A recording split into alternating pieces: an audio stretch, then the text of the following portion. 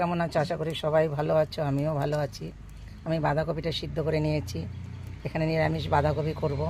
এখানে আমি নিয়ে নিয়েছি তেজপাতা, দারচিনি, এলাচ, শুকনো লঙ্কা, আদা কুচি। ফোড়নে দিয়ে দিয়েছি আমি সাদা জিরা, একসঙ্গে আমি দিয়ে দেবো ফোড়নে। এখন আমি দিয়ে দেবো কিছুটা টমেটো কুচি।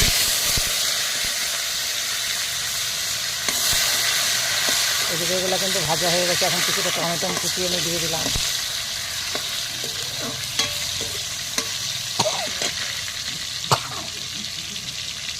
তার ভিতরে আমি আলুগুলো দিয়ে দেবো।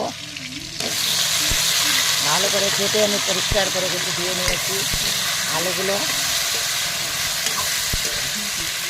সুন্দর করে কিন্তু আলুগুলো আমি সুন্দর করে ভেজে নেব।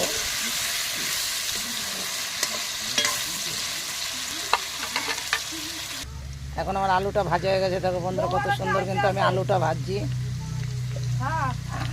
এখন আমি বাঁধাকপিটা সিদ্ধ করে রেখেছিলাম, বাঁধাকপিটা দিয়ে দিলাম।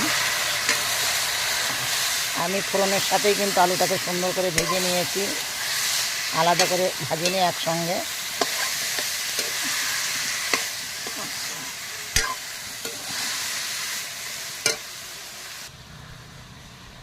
এখন আমি দিয়ে দেবো কিছুটা হলুদ,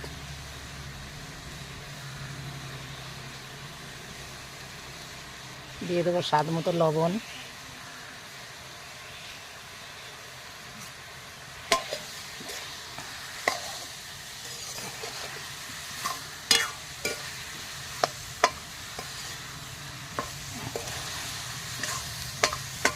দেখো এখন আমার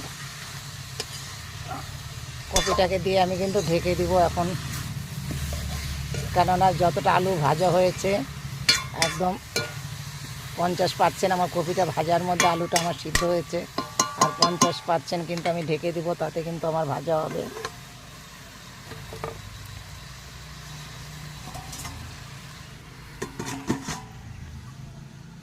বন্ধুরা, আমি ঢাকাটা তুলে নিয়েছি। এখন দেখো আস্তে আস্তে জালটা দিয়েছি। লঙ্কাটা দিতে আমার লেট হয়ে গেছে। এখন এখানে দিয়ে দেবো একটা কাঁচা লঙ্কা চেরা।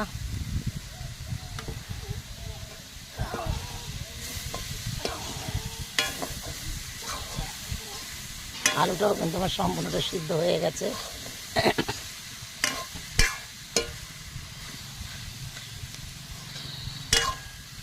একদম আস্তে আস্তে করে একটু লো ফ্লেম করে জাল দিব।